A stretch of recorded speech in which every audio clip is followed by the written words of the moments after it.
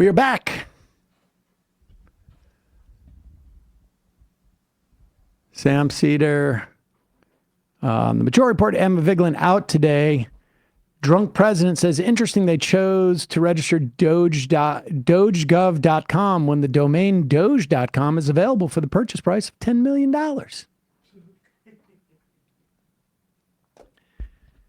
So Sam Bagenstos just explained to us in this interview that there is a fracture within the administration. You have the legalists like Russ Vought and his deputy, who apparently was in that famous painting with Harlan Crow and Clarence Thomas, who want a legal challenge to the Impoundment Control Act and an overturn of Train v. New York, the 1974 Supreme Court ruling that says the administration can't not spend what Congress appropriates. And so here is Russ Vought. These are the sort of like, when we spoke yesterday to Gil Duran, who's been writing about the tech bro side of this equation, the Curtis Yarvin, Elon Musk, Mark Andreessen, Peter Thiel fusion with the Russell Vought Heritage Foundation people, which happened in their what was it called, that September meeting they had that he mentioned. They had some conference in September, and they sort of fused their agendas, but there's still this sort of like ethos that's different. You got the legalists who want to overturn these laws so that the president has the ability to unilaterally cut spending he doesn't like. And then you have the tech bros who are just like, let's just ignore the laws. And you can see them represented in our media in different ways. Here's Russ Vought on with Larry Kudlow, old school Republican, who, Reagan era, who also worked in the last Trump administration, but it became a little bit too high pressure, which makes it sometimes you don't want to what's the word I'm looking for? It can force you to fall into bad habits. Okay, let's just play this clip. These judges are getting silly. I don't know how and when this is going to be resolved, but there's a certain, it's a preposterous notion that political appointees can't see it. And that says it's preposterous that outsiders or now. I also feel I would be remiss if I didn't say that sometimes, just even doing a TV show can be high pressure. Go ahead. Says it's preposterous that outsiders or now employees of the government like Elon Musk can't do their job and search for fraud. I do not understand this, and I think a lot of people are scratching their heads, Russ. Well, it defies common sense. It defies the Constitution. But the reality is this has been a key pillar of the Democrats' administrative state. And one of their principles is that career individuals and not political appointees are the ones that they want to rely on making decisions and shielding those of us who are political appointees from the actual information that we need to make decisions based on what the president would do if he was in our shoes. And you can't do that if you don't have access to the information and you don't have the tools at your disposal to make sure everything's going across your desk that you need to know to be a sound representative of the president. Yeah, I mean, it seems to me. Now, what that gobbledygook tells me, they're sort of pretending it's an audit, but Russell Vought is getting dragged into this, like, let's just say it's an audit and stall and doesn't, they don't, they're getting a little bit lost. Like they've lost the narrative here. And it's also an admission that like now they're turning to sort of like whining about it rather than saying we're not obligated to listen to the courts.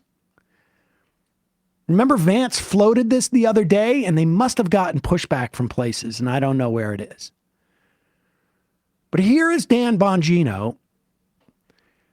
Dan Bongino also interesting because we just heard from Milo Yiannopoulos on the Tim Pool show that right-wingers regularly got paid millions of dollars by billionaire benefactors to buy viewers, to fake it till they made it. And he cited specifically Ben Shapiro having done this. And Dan Bongino had the same trajectory. Just out of nowhere. Bizarrely popular. When he was working with the NRA, all of a sudden he just skyrocketed. And then you look, the bottom line is, somebody gave us $1 million and we bought $1 million worth of views on Facebook or YouTube or whatever it was, or iTunes, and we would be in the top 10. All of a sudden you start to get like, you fake it and then you make it, because comedian Joe Mandy famously bought 1 million Twitter followers. And it completely and it was really good for his blew career. up his career. All right, but here is Dan Bongino. And what's fascinating about this is, this guy's a little bit all over the place, but he also, we were talking yesterday about how they don't understand how to interpret art or even entertainment in any way. And this is sort of fascinating. So this is what they're doing. This is why Clarence Thomas has been speaking out about the national restraining orders. How a judge in New York can give a restraining order for a congressional district in Wyoming is ridiculous. Pause it for a second. Will you pull up the clip of Dan Bongino saying this about every ruling that came out of the Fifth Circuit in Texas, which basically, shot down, for half the country, the ability for women to get an abortion or mifepristone, or, I mean, we could go on and on and on of how many of Biden's executive orders were shot down by one judge in Texas. What was that guy's name? Krasansky or whatever his name is? I mean, Kaczmarek. Yeah. I mean, give me a break. There is no clip of Bongino saying this because he never said it. Go ahead. Restraining orders. How a judge in New York can give a restraining order for a congressional district in Wyoming is ridiculous. Clarence Thomas has been warning about this forever. This A. Muse on Twitter is talking about this lawfare too. How this Obama-appointed judge threatened Trump and his team with arrest if they don't restore every dime of funding that have been paused or canceled. Folks, my recommendation is Donald Trump should ignore this. This judge is obviously not acting constitutionally at all. It should be ignored. Resuming all, but you can't order the executive to spend. I mean, you've effectively usurped the power of the executive. Now, before I get to the next, I'll play your video. Bongino doesn't probably have a copy of the Constitution there. I mean, he probably carries one around, but I have a feeling it's like just all written in pig Latin. Soaked in whiskey. Congress appropriates the money. The job of the president is to faithfully execute the laws that have been passed by Congress. If the law says expend $100 at this agency, the president doesn't have the ability to go like, well, it's just not the law. First of all, it's not the Constitution. It's not the law in terms of the 1974 Impoundment Control Act, and it's not the law in terms of the SCOTUS Train v. New York City ruling in 1974. Or what the OLC found in 1988. Go ahead. Oh, but you can't order the executive to spend. I mean, you've effectively usurped the power of the executive. Now, before I get to the next, I'm going to play you a video by Crazy. Big Balls McGroin is here. Big Balls. That? I knew we had one. I knew it. I was thinking about this on the Monday show. I'm like, we better have a Big Balls McGroin, or the McGroin Army's losing their influence, man. Thank you. You guys, I knew the McGroins would be there. I knew. You guys and ladies are the best. That's fantastic. Folks, threatening with arrest. Who's going to arrest them? The marshals? You guys know who the U.S. Marshals work for? Department of Justice. That is under the, executive branch. Donald Trump's going to order his own arrest and his team. This is ridiculous. This is ridiculous. There was also a time where the Department of Justice was supposed to be independent of political influence, and they took an oath to the Constitution. They don't work for Donald Trump. They work for the U.S. government. Go ahead.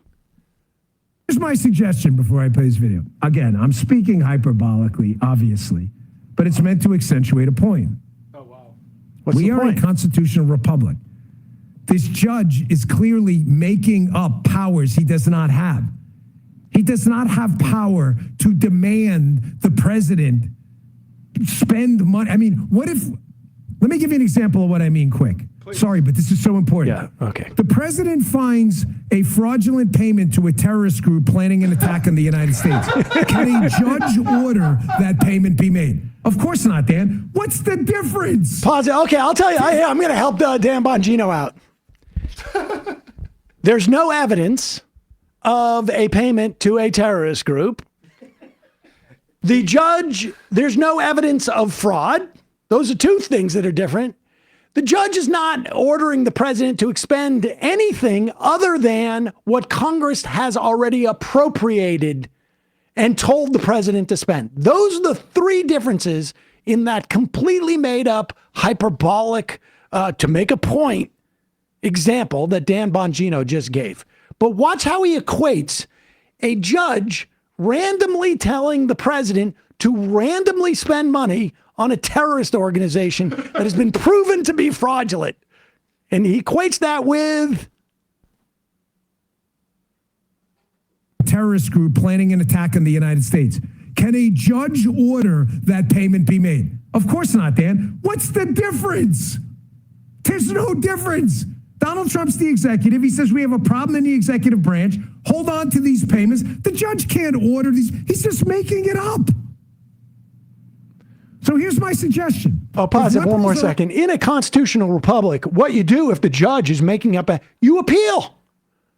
You appeal to a higher court. That's what you do in a constitution. You don't just ignore it. But here is his idea.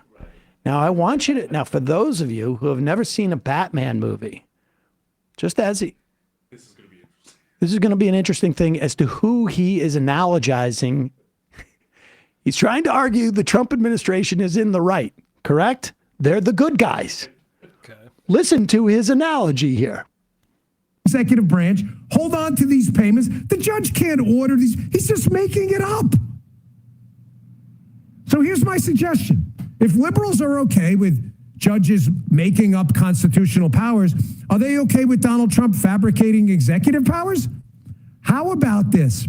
How about Donald Trump in the East Room of the White House sets up a courtroom, like remember the Batman movie? Scarecrow has the courtroom. What was it, the Bane one? It was at the Dark Knight or whatever. That's what we need to do. We need to set up a courtroom. Donald Trump can sit there. He can even wear like the wigs they wear in the UK court system, and he can just start making judicial decisions. He can't do that, bro. The judge can't do it either. What's the difference? If the judge is the... For those of you who never saw those movies, the Scarecrow or who else? Bane, they were the bad guys.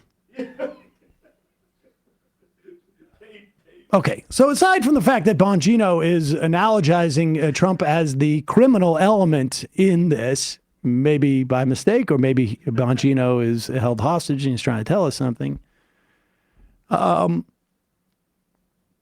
Yes, judges have the authority to say that what the president is doing is not constitutional. That's actually their job. It's literally their one job, to adjudicate the law and adjudicate the Constitution.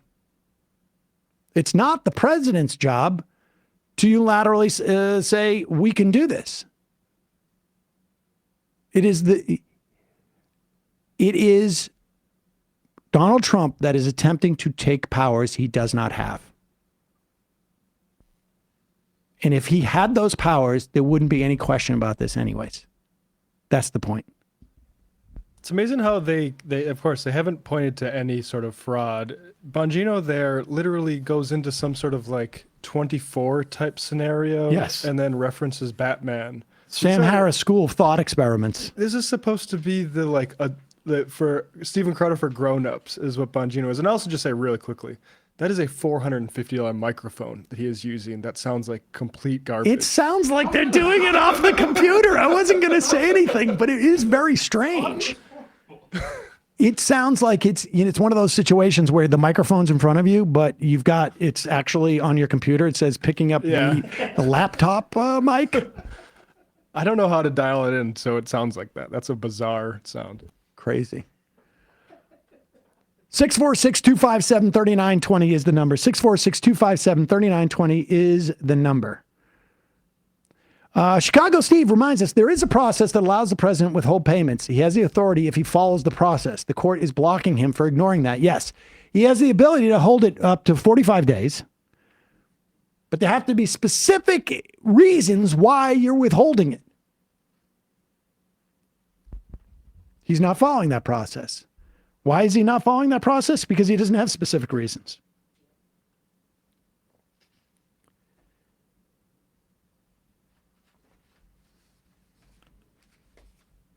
Calling from a 720 area code. Who's this? Where are you calling from? 720. 720. Hi, is this me? Yes, it is you. Hi, this is Diego from Colorado. Diego from Colorado. What's on your mind? Hey, I just wanted to talk about the complete compliance from the Dems on all the things that the Republicans are doing, and I can't help but think that it's because, Republicans have minority groups and just vulnerable groups to take the blame on and blame all the world's problems on. And Democrats can't quite do that because that's a large part of their voter base, and then they can't put the blame on billionaires and people that are actually making the world worse because that's also their donor base. So I feel like maybe they think they're between a rock and a hard place. I mean, I think to a certain extent, there's some truth there. I mean, let's look at this clip. Remember the other day we heard Hakeem Jeffries say to the press, we have no leverage. They have the presidency, they have the House, they have the Senate. We have no leverage. And then it was reported he went off to try and mend fences with these billionaire crypto boys in California. Here is AOC articulating the same dynamic, but doing it in a different way and using, and in fact, she's not going to say we don't have leverage. She's using leverage because she knows they have a reconciliation bill they want to pass and they want to keep the government from shutting down. And she knows how to use the leverage despite the fact that the Democrats don't have. Listen to the way she articulates this. We should be very clear with the American people that the House is governed by a Republican majority, the Senate is governed by a Republican majority, and the White House has a Republican president. And if they want to pass their agenda, Republicans need to conjure up the votes for them to pass their own bills. That's it. That's the way you take the exact same set of facts that Hakeem Jeffries does, and you use it for leverage rather than saying it's that because we have no leverage. And while we're on it, Diego, and I'm going to let you go because I've got plenty to say on this. Thank you. Put up this Axios reporting. Closed door meeting for House Democrats yesterday included a gripe fest. Okay. Can you guess where the gripe fest is? Are they saying, hey, Hakeem Jeffries, why are you going and meeting with all of these crypto guys when our country's literally under assault from them? Hey, Hakeem Jeffries, why are you going out there and saying we have no leverage? Why would you say that? What? And the Gripe Fest is directed at, liberal grassroots organizations, sources tell us. Why it matters. Members of the Steering and Policy Committee with House Minority Leader Hakeem Jeffries in the room complained activist groups like Move On and Indivisible have facilitated thousands of calls to members' offices. Good job. Is the Steering and Policy Committee, is that the committee that nominates who's going to chair these different committees? And like fills out their membership too. Oh, is that the one that said that we should have Connolly be the head of the Government Accountability Committee, Oversight Committee? You know, the one where he was bragging to a MSNBC host that we made them really scramble. Meanwhile, he's delivering this message sort of like sideways and talking out like as if the microphone is 40 miles away from him. Public messaging. People are pissed. A senior House Democrat who was at the meeting said of lawmakers' reactions to the call. Oh, are you getting calls from your constituents? Are you getting calls from your constituents? Oh, is that true? The Democrats said Jeffries himself is very frustrated at the groups Oh, interesting language. who are trying to stir up a more confrontational opposition to Trump. Are you kidding me? Jeffries' office did not immediately reply to a request for comment. There were a lot of people who were like, we've got to stop the groups from doing this. Wait a second. This is how they're going to exercise their leverage. This is what they're going to spend their time on. Nah, we've got to stop the Trump administration from doing this. Nah, we've got to make the Trump administration pay a massive political price for this. Not, we've got to hang every action by Elon Musk, who's unpopular, around every neck of a Republican lawmaker in every district, in every state across the country. No, it's, we've got to stop the groups from doing this. People are concerned that they're saying we're not doing enough, but we're not in the majority, said one member. Do they not think they have anything to do now? Except for get together and complain about the groups? Some Democrats see the callers as barking up the wrong tree, given their limited power as the minority in Congress. It's been a constant theme of us saying, please call the Republicans. Representative Don By, a Democrat from Virginia, said, really? They're going to call the Democrats? Why wouldn't they call the people they voted for? Maybe they work on the Republicans if you articulate to the American public that the Republicans are at fault. And this is really strong stuff. I reject and resent the implication that congressional Democrats are simply standing by passively, said Representative Richie Torres from New York. At the meeting where everybody goes to say they're frustrated with the groups, the voters.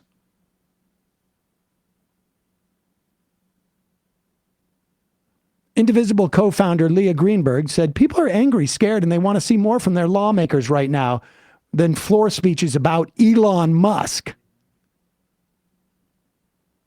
Indivisible is urging people who are scared to call their members of Congress, whether they have a Democrat or Republican, and make specific procedural asks. In other words, no votes for anything. None. Take your photo off of Friends of Doge websites. Stop going to Silicon Valley and courting more billionaires who are pissed that they're not in on the gravy train that Elon Musk has.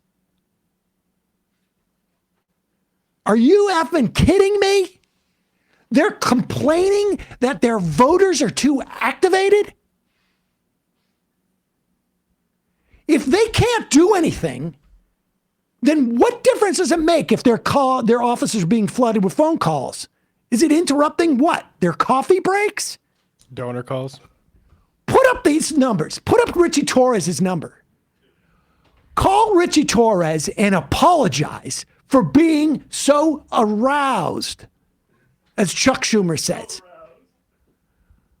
I want you to call Richie Torres' office in D.C. and Bronx and say, I apologize as a Democratic voter, as a Democratic activist, for being so aroused about what's going on. You guys carry on. I'm just calling to provide you support. Sorry we're so aroused. You got to be just... this is unbelievable. I've seen Democrats do nothing before, but to complain, I resent it. Love LA. I love LA. Called Torres in DC and the Bronx. They don't like it. Oh. Well, did you apologize for being so aroused? That's the most important Yeah, show empathy to this poor guy. You have any idea what they're going through? Uneffing Jeffers believable. probably has jet lag from returning from Northern California.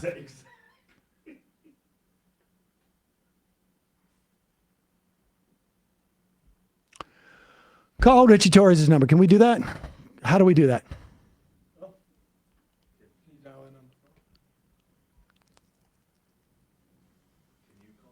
I'm going to try right now for Scott.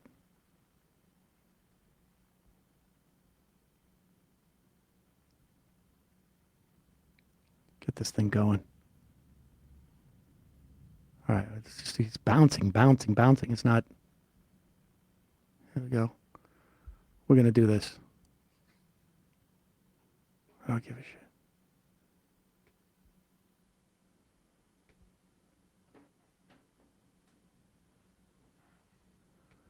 Hey, does anybody know I haven't used Skype in so long. Hold on. Oh. Now I need some type of code. Bear with me, folks. This could be worth it.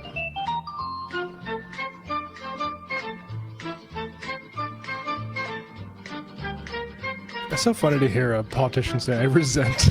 I resent my constituency. They need to simmer down a little bit. Use your password instead.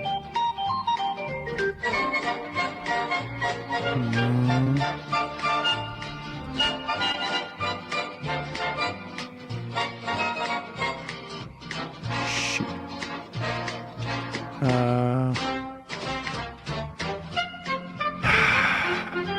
Bear with me. I gotta figure out. Where the hell is this? Where did they send it to? Oh, here it is. Oh, it's from Microsoft. That's why I can't find it anymore.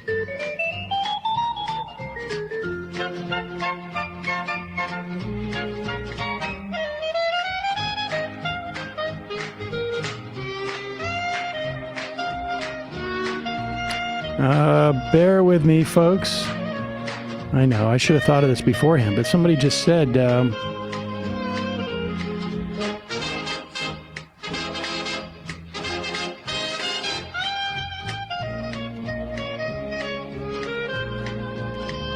right, hold on. Let me just do one more time. Do this. Freaking Microsoft. That's the problem. We sent a verification code. This is the code. 7. No. Oh, I have a code. Okay, here it is. This is like, this is embarrassing. Sorry, folks.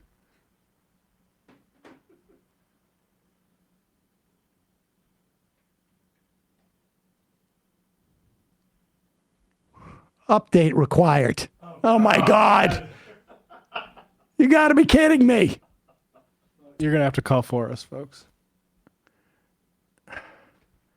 Yeah, we'll do that. All right, let's take a phone call and I'll try and update this as we get the call.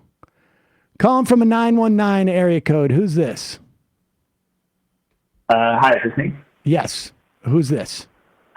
Hi, this is Tristan from Portland. Sorry in advance if I'm, aroused.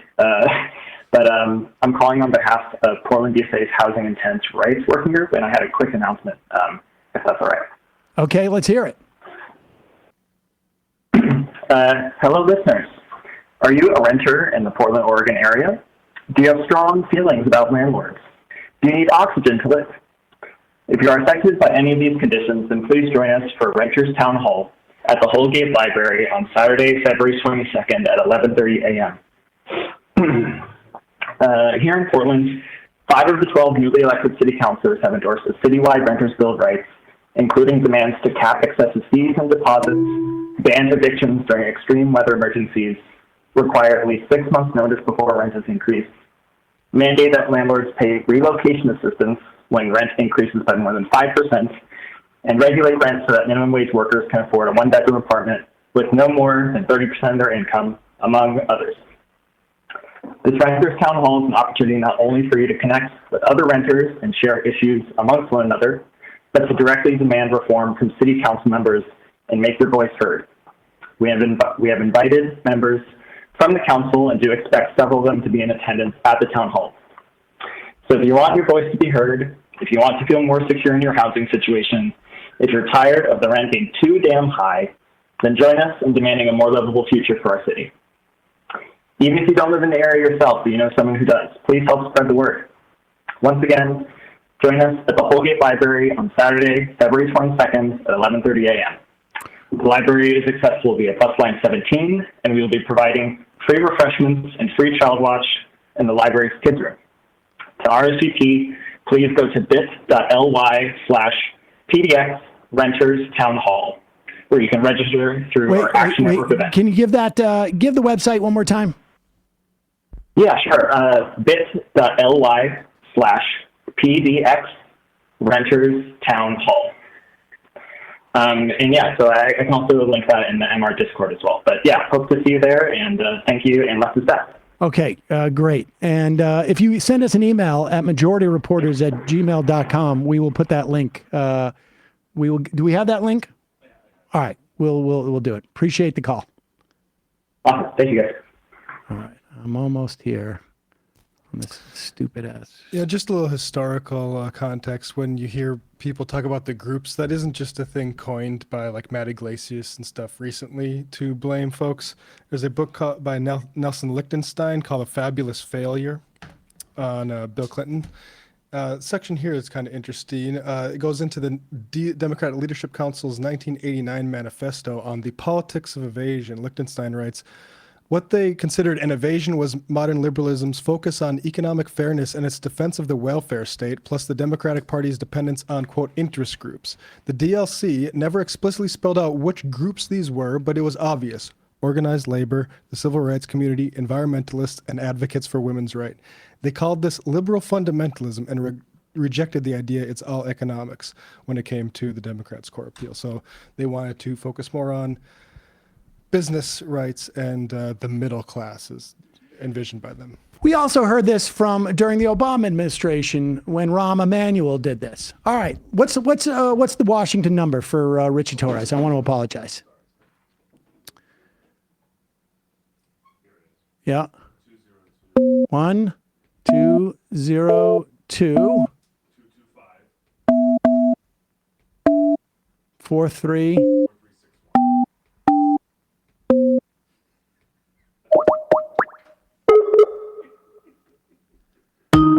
I'm sorry, extension number 5436 didn't answer. You've reached the voicemail of Honorable R. Torres main line. Please leave a message. Yeah, hi, it's Sam Seder calling from the Majority Report. I just wanted to apologize to the congressman. I understand he resents and rejects the notion that any of his, any Democrats, voters, activists should be expecting the Democrats to do more. And I just really apologize for people bothering you at this time. Hang in there. Let's try their Bronx one. 718-503-9610.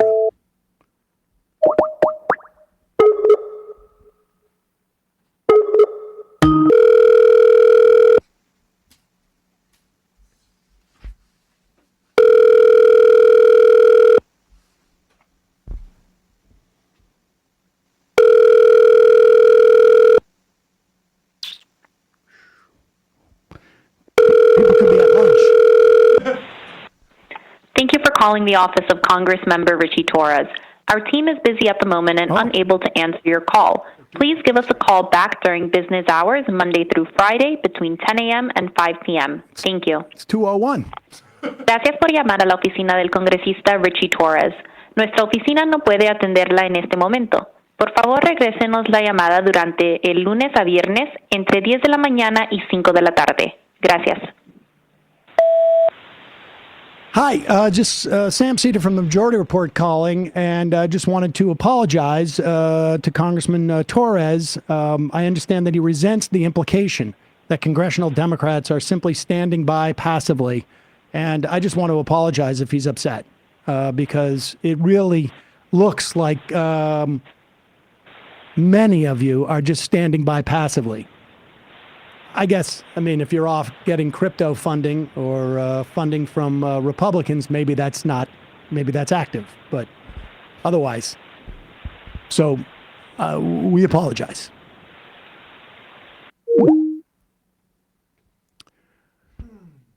Keep trying, folks, because an apology in person is much more valuable. Yep. Calling from a 346 area code. Who's this? Where are you calling from? Hi, can you hear me? Yes. Who's this? Where are you calling from? You can call me Mo. I'm from Spain. I'm watching you guys for such a long time. I'm so honored to speak to you guys today. Gracias. I just wanted to ask if you can do more content about how the far right or the right in the United States collaborate with far right movement in Europe. Yeah, we've been talking about that a little bit. We can see. Yeah, I saw that, and I'm so proud of you guys, and I'm a really big fan of you, of Mike, of Emma. And keep up the good work. And can you emphasize how they collaborate? Unlike because I don't see left-wing commentators do interviews with leaders lefties, Pedro Sanchez in Spain and in Mexico. So I would really appreciate if you can do collaboration with people from around the world. Okay, that's a good suggestion. I appreciate it, and we've been talking about that a little bit internally, and it's something we will work on. Thank you. And thank you very much. I'm so nervous. You can see that. But I'm so proud of you guys. Because I'm an Arab. And seeing your coverage of the Palestinian conflict have really gave me hope through almost a year and a half. I'm so I'm tearing up right now. But I really proud to see you guys covering the truth and always standing by the injustices that are happening nowadays. I'm so thankful for you guys. I'm tearing up. I love you guys so much. All right. Well, I appreciate it, and thank you. Thank you for listening, and I think it's a really good suggestion. Thanks for the call. Thank you. Bye-bye. Bye-bye. Bye. Let's do this clip here. These guys are so dumb. These guys are so dumb.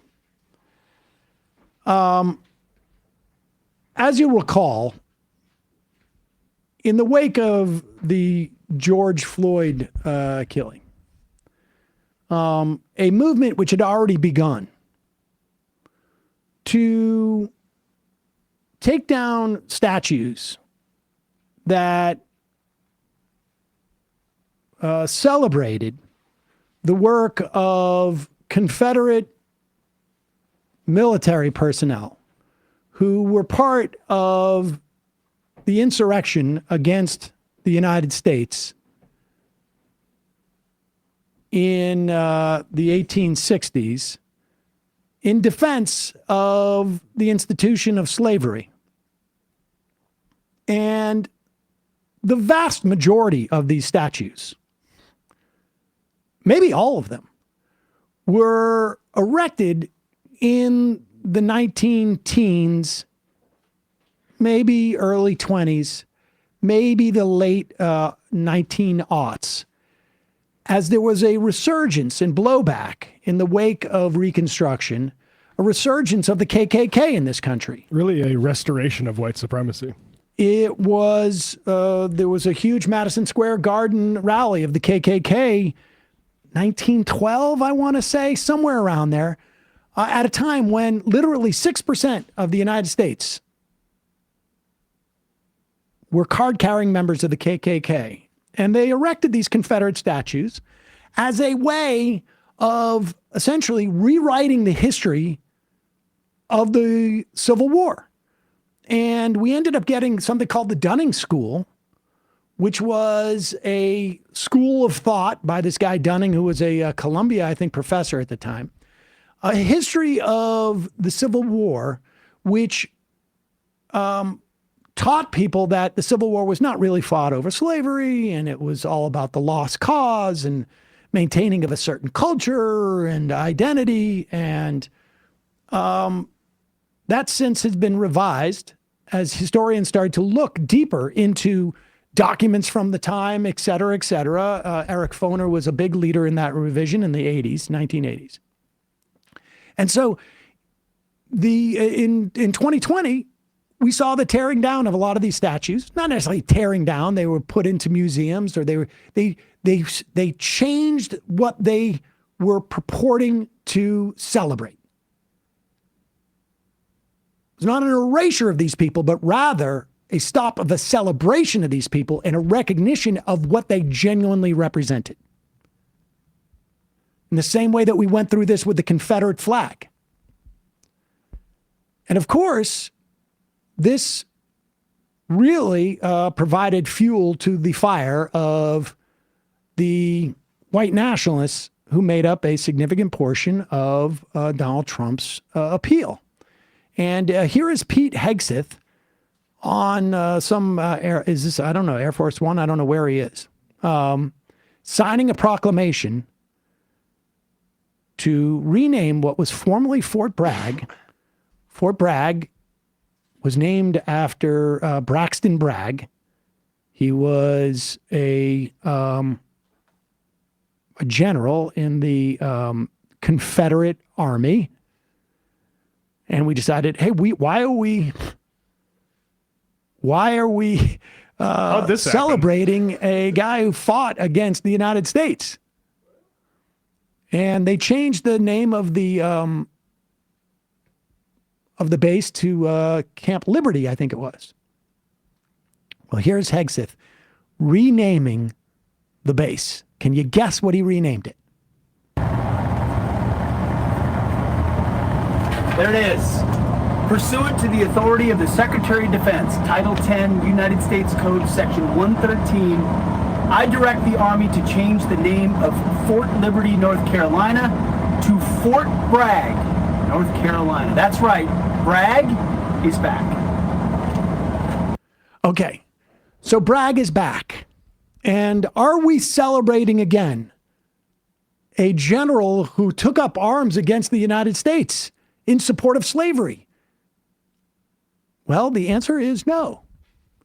These baby brains, in an attempt to upset, I guess, libs, and not understanding maybe why we wanted the name changed, just broadly speaking, have named it after Army First Class Roland L. Bragg from Maine. He served during World War II. He was with the 513th Parachute Infantry Regiment, 17th Airborne Division. He received the Silver Star and a Purple Heart for his fighting at the during the Battle of the Bulge. Saved a fellow soldier, by stealing a German ambulance and driving the service member 20 miles to a hospital. I guess he was under enemy fire the entire time. Sounds like a pretty good guy. And I don't Not understand. fighting for a slave power. And so they went out and found a guy whose last name was Bragg to help, for whatever reason, they found a guy whose last name was Bragg to rename Camp Bragg, even though it's not about the Confederate soldier. And frankly, I'm happy with that. Yeah, who cares? That's great. He was a Yankee. Had he been alive during the Civil War, he would have fought for the Union. Yeah, probably more concerned about getting a handle on some of these scandals that are going on these military bases than, But it's fascinating that they think that somehow this is like they're doing something. Yeah, I don't understand that because he has to kind of fudge it there because he doesn't say the first name of Bragg. He says Bragg is back. Yeah, Bragg is back. Is there a Bedford Forest from World War II that we could also like rename the statues or something? Jim Forrest? Yeah. Jim Bedford Forrest. That is just so fascinating. Because the whole point is that you want people to go like, why is this named Bragg? Well, it's named after Private First Class Roland Bragg. He was from Maine. He fought wore a Nazis. Purple Heart and fought Nazis. Great.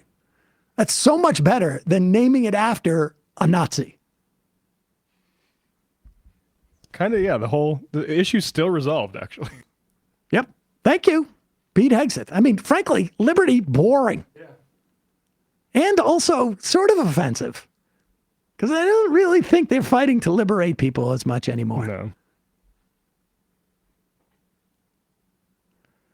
Calling from a 631 area code. Hey, I don't know if they can hear on the phones. Hello. Hello. Who's this? Where are you calling from? Hi, this is Aaron calling from North Carolina. Aaron from North Carolina. What's on your mind? I was having let me back up. Hey, Obviously, man, the Democrats. did you hear about Fort Bragg? Yes. I mean, people must be super excited now that finally Roland Bragg is getting his due.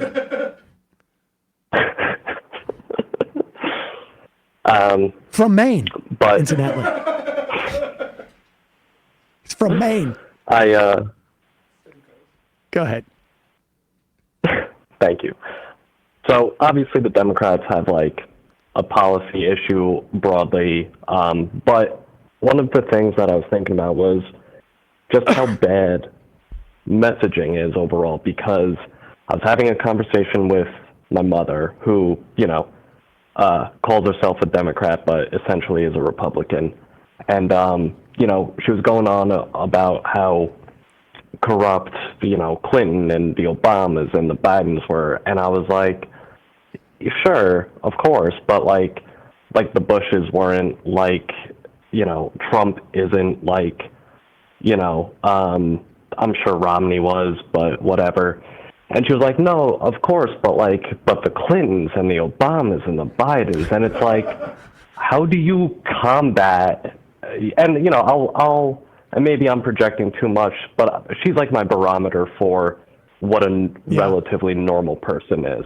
Like, how do you combat the mainstream media where it's just like, yeah, well, Trump's bad, but the Clintons and the Obamas I will tell you, and the listen, Bidens.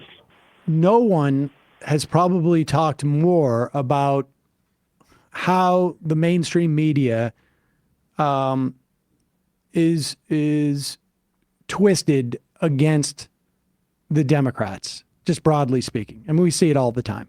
It just, we just outlined all these stories about Doge, for instance. They all just basically take Musk's word for it and don't go and look even at the website.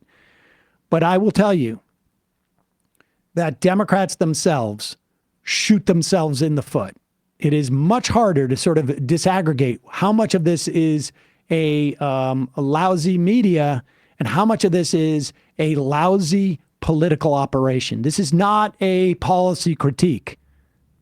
I'm quite aware of the fact they have no votes, or they don't have votes to do anything.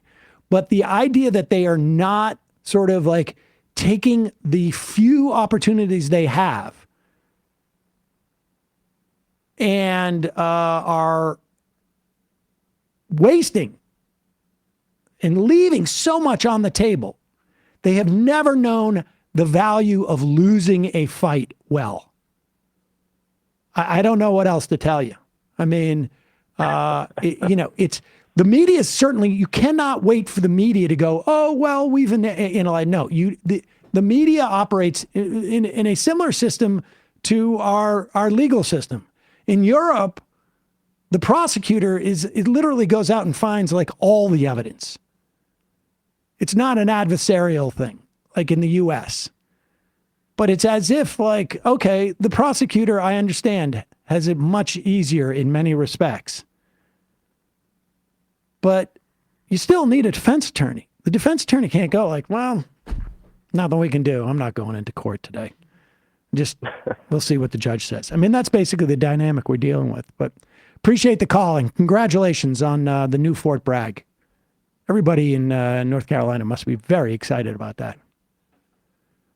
Calling from a 501 area code. Who's this? Where are you calling from? Hey, Sam, is this me? Yeah, this is you. Oh, my God. This is Caleb from Harrison, Arkansas. Caleb Harrison. This is amazing. Yeah, first-time caller, long-time listener. I don't know, you can listen to me rant for a second if you want or interject. I've been extremely depressed here lately, and I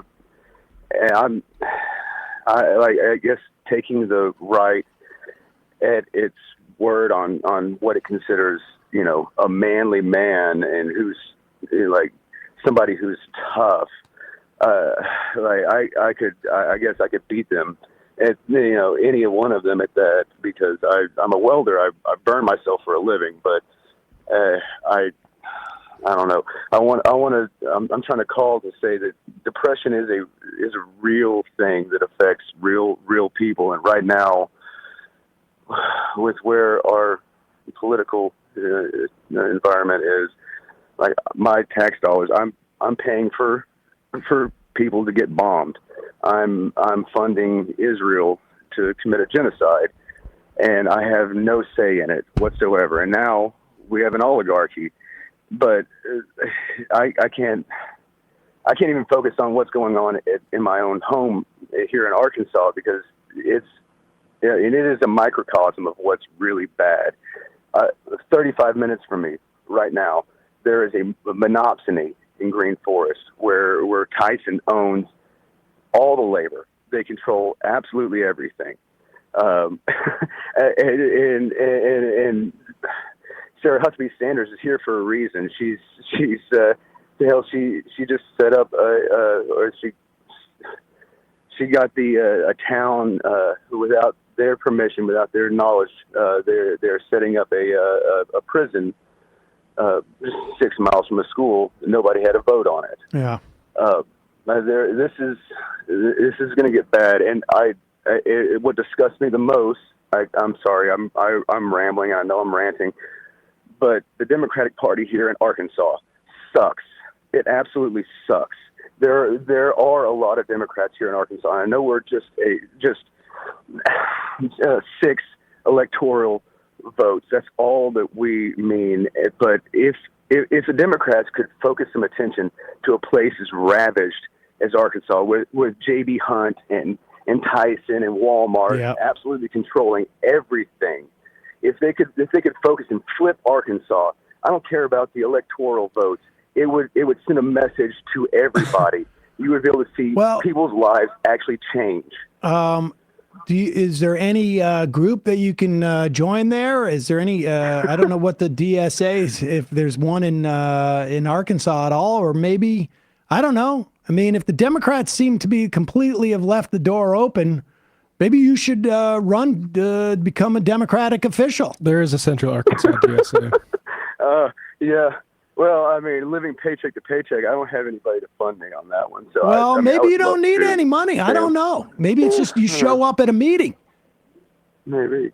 I mean, Maybe. you know what? I will go check out a meeting. There's a central Arkansas DSA. You could check them out. But also, I'm telling you, like in places like Arkansas, I bet you the Democratic Party is really just about attendance. That's the thing is like that. It might seem like it's a backwater, but there's upsides to being in a backwater because there's less sharks. Big trying fish, to bite small you. pond. Yeah. Well, there are. I mean, Jesus. There's the grocery store I go to. I go to this one woman's line where she's always checking me out, and we talk about Elon Musk and leftist liberal stuff, and she's in her 60s, so she doesn't care about being loud about it.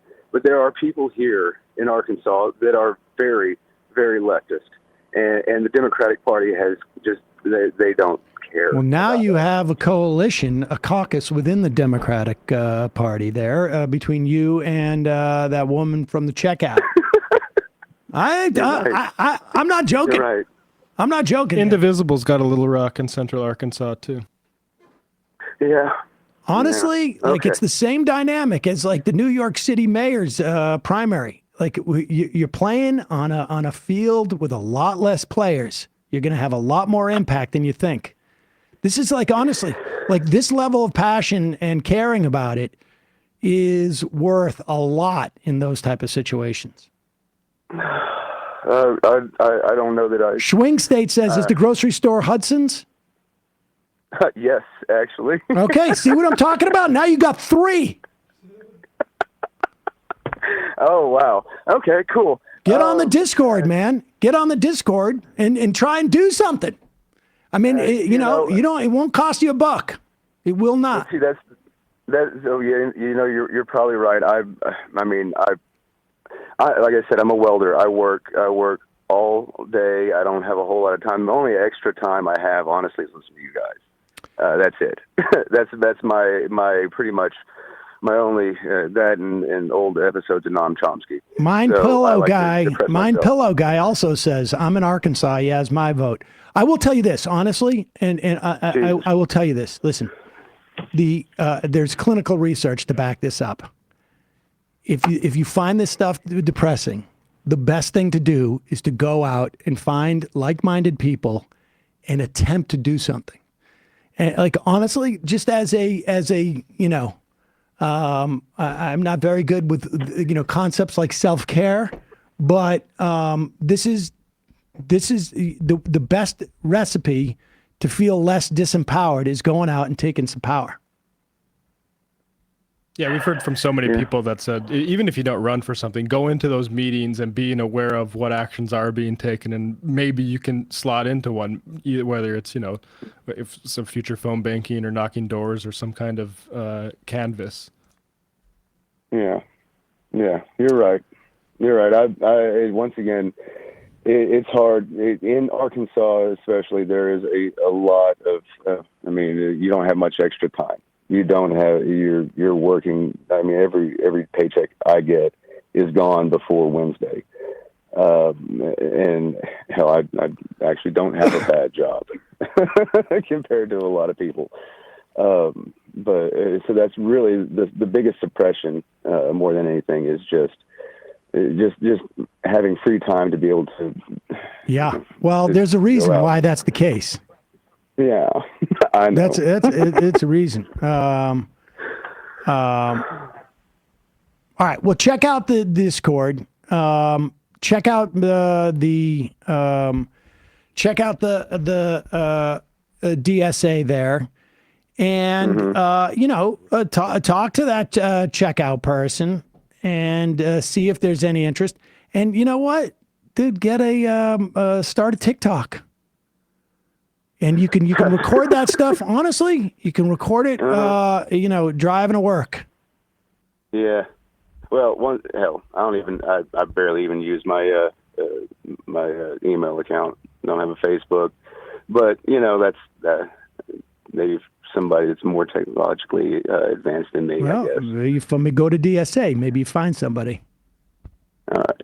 Sounds good, man. Thank you so much. All for right, my hang call. in there. I know this is a depressing period of time. I get it. Yeah. All right, man. All right, hang in. All right, bye-bye. Bye-bye. Calling from a 659 area code. Who's this? Where are you calling from? Is this me? It is you. Hi. I'm gonna use a fake name, so I'm just gonna go by Boomhauer. Boomhauer. And where are you calling from? Want to say a fake state or? It's a topical area in terms of employment and stuff. Okay. But yeah, basically, I'm just calling in about the AI kind of initiative bullshit and maybe its role in being implemented in the nation's largest employer in like an ad hoc and chaotic fashion. Mm-hmm. So it's like some background. Let's just say I work with data and I have lots of education in regards to that. At the place I work, most people either have like a master's or PhD, usually in some type of quantitative field.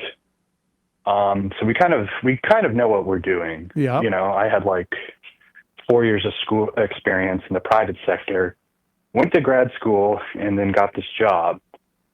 And I do stuff maybe related, that could vaguely be described as machine learning techniques in terms of like data linkage and stuff like that. Okay. So basically, the thing I'm concerned about is, let's just say there's some people that seem to be tweeting out stuff that indicates they don't know the difference between like a large language model and say image processing, that seem to not have any graduate education. That reminds me of a tweet from one of the Doge. Well, I'm unaware of that tweet, but okay, well, I'm just going to say it reminds me of a tweet by one of the Doge, the Dodgy boys, asking if anybody knew of an LLM, which is a large language model. I'm kind of joking. Yes, I know. But I'm explaining to the uninitiated, a large language model that converts PDFs, I think it was, and docs and stuff like that, which was just a bizarre. I mean, I'm often like shocked by my daughter who's 19. Oh, sorry. And she's not an engineer and doesn't have that much experience, but there's a generation that grew up with computers that look at computers in the way that I look at a car or, used to when I was younger, which is like, it just runs and there's stuff underneath it, but I don't really, know about that. And on some level, like I know, you don't need a LLM to convert a PDF. It was a sort of a strange tweet, but go ahead. Yeah, I can say a brief comment on that, but basically large language models are made for generating new text. They're not, so they're maybe adept at like taking text prompts and responding to them, right? So like obviously that's an issue there is like, well, one, you can just do that manually, but I think they were probably, in their defense, they're probably trying to think of a way to automate it. Right. But, like you could just say, how do you use an LLM to write a Python script to, open the program or do that in an efficient way? I think that's maybe what they were thinking of if I'm being charitable. Right. But yeah, I mean, if this, then that type of thing. Yeah. My concern is like, I work at a place where a lot of the people that do research related to machine learning are incredibly talented. Like they have PhDs from very reputable places or elite institutions. We've been bleeding off talent, I've noticed, from some of these directorates to like, tech companies, basically. That's the and research jobs at tech companies. So that's like the caliber of person that gets hired at my place of work. And they develop hyper-specific algorithms to do stuff that, of course, like, it would be nice if there was more automation in a lot of these positions, because I think it would free people up to, like, try and develop better methods for measurement and stuff like that. But I just, like, I don't think that's the point. I think it's a smash and grab, and, I don't know. So it's, it's just irritating to kind of, like, work for 5 years, making very little money in grad school, to come out, have a good job, and then just have to deal with the consequences of people that seemingly don't know what they're doing. Yeah. So, hopefully I haven't, hang in there. left enough trails, but yep. Hang in there. I understand. Yeah. You got to be careful. I appreciate the call. Well, yeah, I'm at least unionized, so I got that. All right, that's good. We'll see how that helps.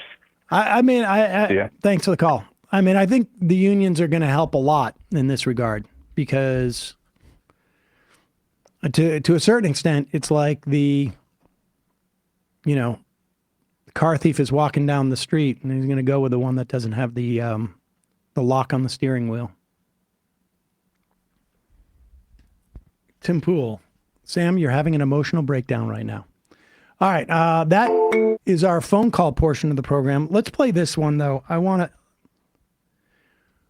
to... Sam Bagginstow said, you have the legal cases, and in addition to using the legal cases of this freeze that the administration has illegally put on the functioning of our government, the legal cases, in addition to the sort of and it remains to be seen whether they'll listen to the courts, but it's used as a political weapon. What they're doing is illegal. It is also gives you the opportunity, if Democrats take it, to explain the functioning of government. Because throughout the country right now, there are people, whether it was that guy I talked to in the coffee shop who says, like, I don't know if I can pursue this stuff in history because the NIH stuff, or the people who, show up at daycare and there's no daycare because the government funding for it is frozen, or the people who are on Medicaid, their government funding is freezing, or the people who are all of a sudden like, wait a second, how come I'm getting double billed on my overdrafts again? Because the Consumer Financial Protection Bureau has rescinded that and is shut down. Or the people trying to unionize and the NLRB can't adjudicate the unfair labor practice. We go on and on. There are real things happening on the ground. Democrats could be out there providing the context for these lived experiences of the American people. Instead, we have to rely on Dana Bash. Here is Dana Bash bringing this up with Jason Smith. He's a Republican from Missouri's 8th District. He's on the House and Ways and Means Committee. And he's responding to a video of a Missouri cattle farmer. Here it is. Why take a sledgehammer instead of a scalpel if you just want to make sure that a lot of these funds, which you believe, and nobody's arguing this. I'm sure we know there's a lot of wasteful spending and maybe even fraud. Pause it. First of all, see, there's the problem with relying on Dana Bash to say this. Oh, we do. Is there a lot of wasteful spending? Do we, relative to what? To what's going on at CNN? I know people who work at CNN.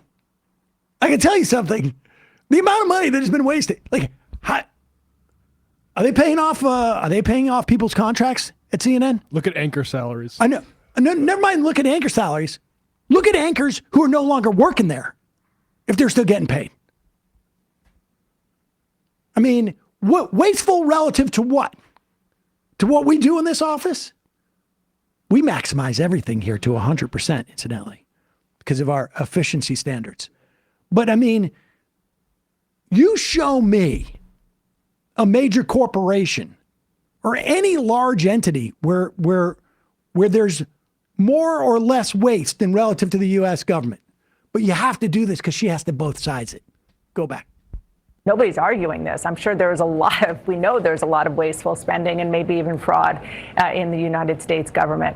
But in reality, some people are getting hurt. I just want to give you one example, Mr. Chairman.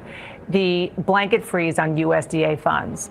It's hitting some of the farmers in your state. I want you to listen to Skylar Holden. He's a cattle farmer from southern Missouri, just outside your district. He's a Trump voter. He signed a contract with USDA to partially fund improvements on his farm. And now he says he doesn't know if he's going to get the money back.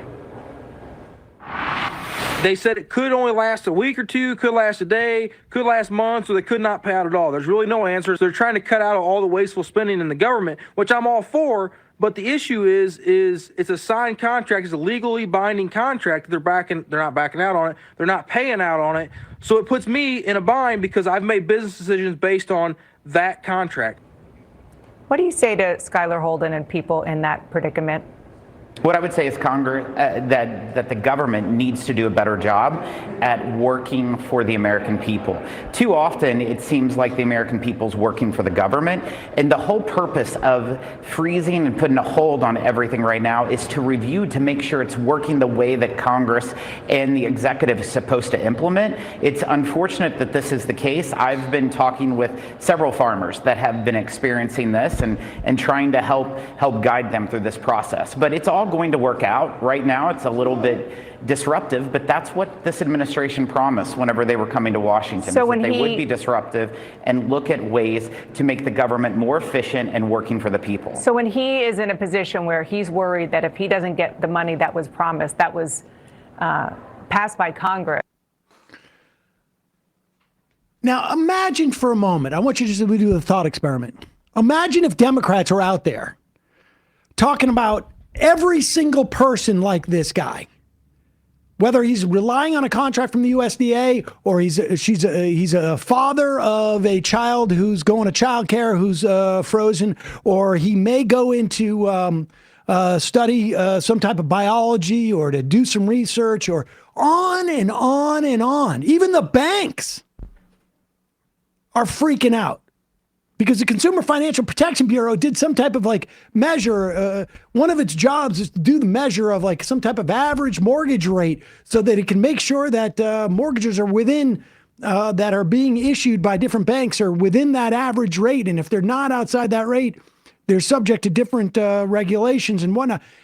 The banks got their, we need this back. Okay. But imagine if Democrats in Congress are saying, instead of saying, we don't have any leverage because we don't have the votes in the House or the Senate, and we don't have the presidency. Imagine they're saying, the only leverage we have is the American public. Because we're going on a tour right now, and every one of we're not going to vote on anything. There's no point in doing it. If the president thinks that he can unilaterally not do this, we're not going to vote. We're going to go back to our districts, or we're going to hold remote town halls with our districts so that Republicans can't take a quick vote. And we're going to, my staff has found 3 people who are getting screwed by what Donald Trump and Elon Musk are doing right now. And we're going to show them that government does stuff. And yes, we look into waste and fraud. Inspector generals do that in the agencies, and he fired every single one of them. Somebody needs to explain this to the American public. And it ain't going to be Dana Bash. We hear the Democrats resent and reject that they're not doing anything. If the activists calling you are not aware of what you're doing, who is? Who is? Absolute political malpractice. Absolute political malpractice. And they undercut anybody within the Democratic Party who's good at it.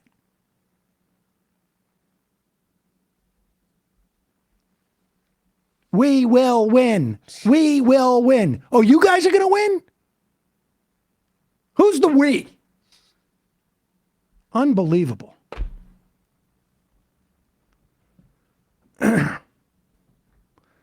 At the Missouri meeting that the Skylar Holden was at, another farmer named Westmoreland replied to Skylar. And what he said was perfect. Please find and play that audio. It was as good as what Farmer Kowalski could do. Cole from Little Rock says, I guarantee that was a USDA REAP grant for solar. Before I was laid off, we lost multiple contracts because that money was taken away from farmers and businesses.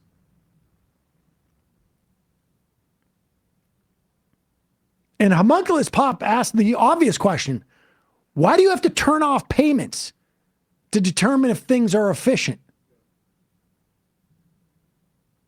Like what?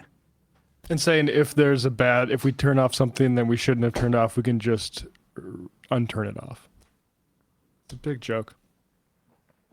And it's wild because, everyone should know it's a joke, but the press, like we pointed out, or Atrios pointed out, they just keep granting the premise that this is about efficiency.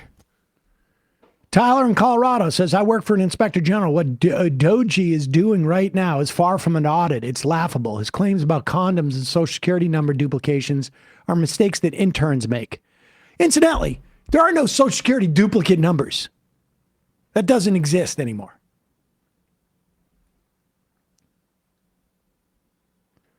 Kowalski from Nebraska. That's what I IM'd back on Monday. That farmer in particular is an asshole.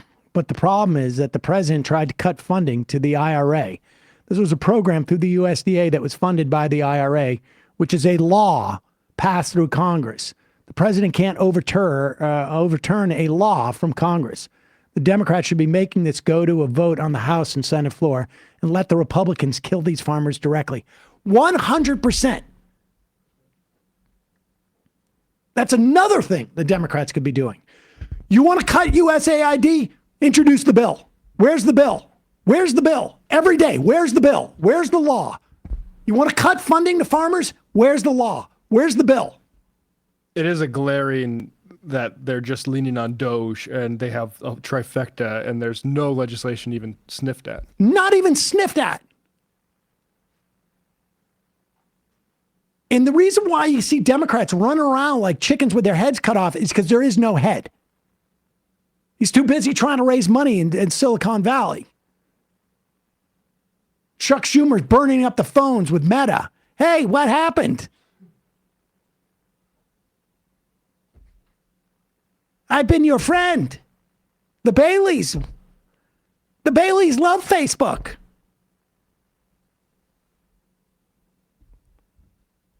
Just insane. Just an absolute failure of just politics. Just basic politics. Chicago letter carrier. I'm going to read 10 IM, so we got to get out of here. It's so late. I got to record some stuff afterwards. I'm sorry, Matt. Chicago letter carrier. Any chance Tyler Vassar will be on show soon? I think in a week. Gold Rush John. Sam is going to get a taste of his own medicine being put on hold for a super long time. LOL. I'm going to make more of these phone calls. Now that I updated Skype, I might as well. Welder caller has a fear of success. Give it a shot. Well, Welder also may not have much time. Clumsy poet. I fear for my survival as a recent cancer haver. All the knowledge spoiled because of panic and pain.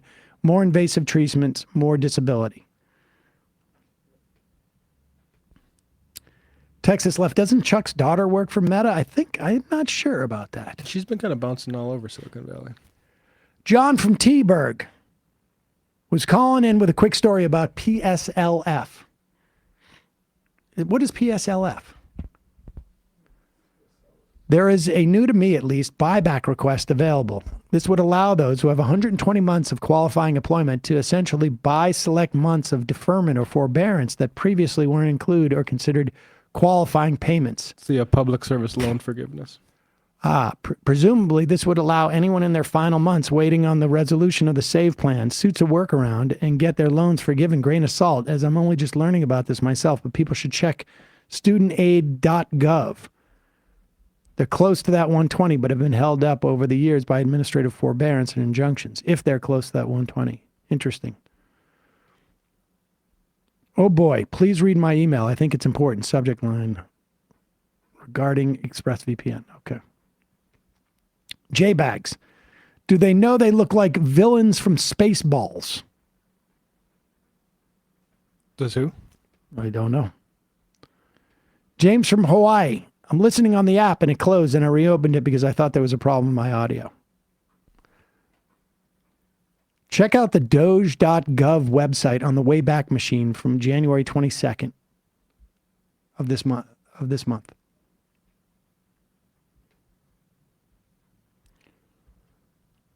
Top Herky.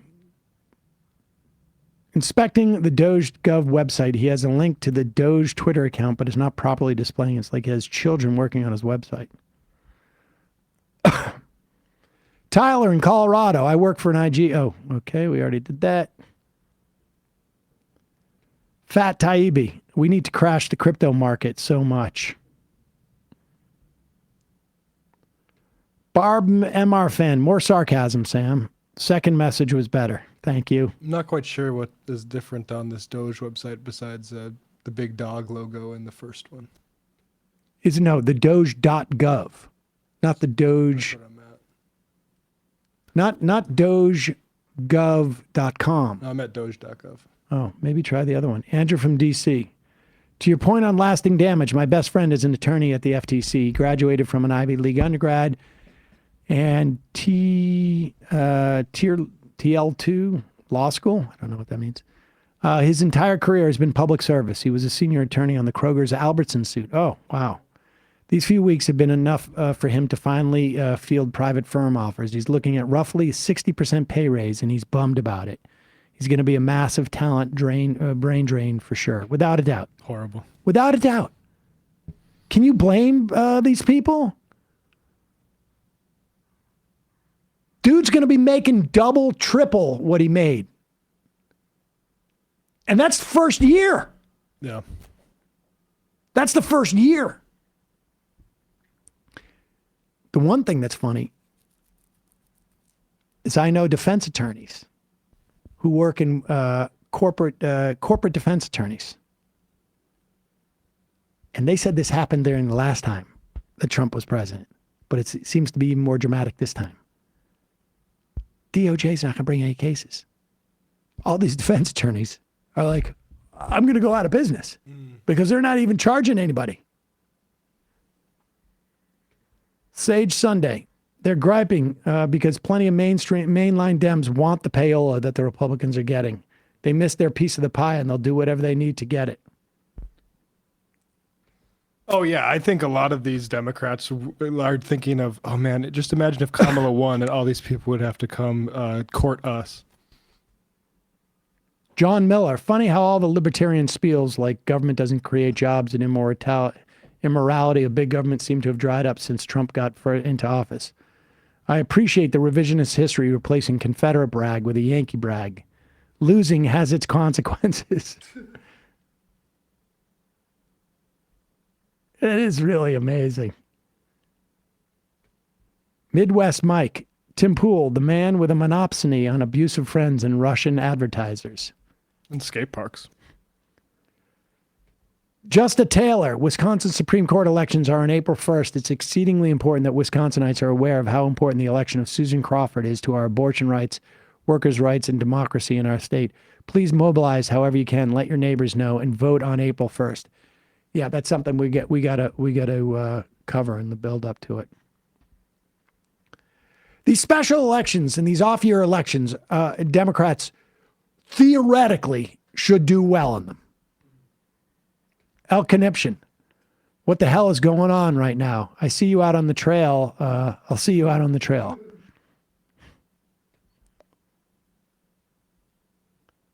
You should have done that debate with Dan Bongino. It's true. I didn't even hear. When was that? That was, they pitched him instead of Crowder, right? Yeah. And I was like, who the fuck is that? Who's Bongino? And then all of a sudden somebody bought like a $40 million advertising campaign for him on Facebook. You know who we should talk to is his buddy at the NRA TV, Grant Stinchfield, because I wonder why Bongino got the call and Stinchfield got left out in the cold. Interesting. Omega. Wow, the new Nancy and Chuck of this term are playing their roles. They scrambled to cut down younger voices for this garbage. Hakeem might be financially feeling the squeeze since he isn't being paid enough, since Republicans easily set back more of the liking of the elites. All right, two more. Google Steve Bannon hot tub. Everyone is excited. Don't worry. And the final IM of the day.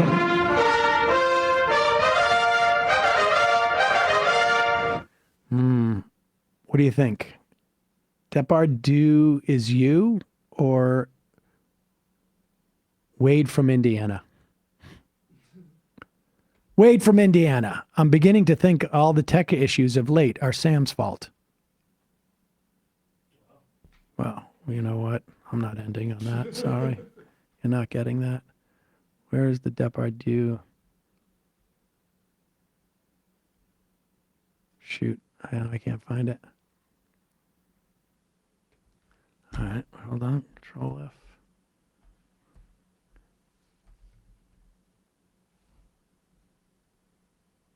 $14 of those. Hold on. A lot of people said I'm depressed. So we got to, when I look at DEP, here it is. Final IM of the day. Depardieu is you. Thank you for calling Torres. Appreciate you, Sam. Take all the time you need. Yes, much better choice. All right, folks. ML will be here tomorrow. We'll see you then. Bye-bye.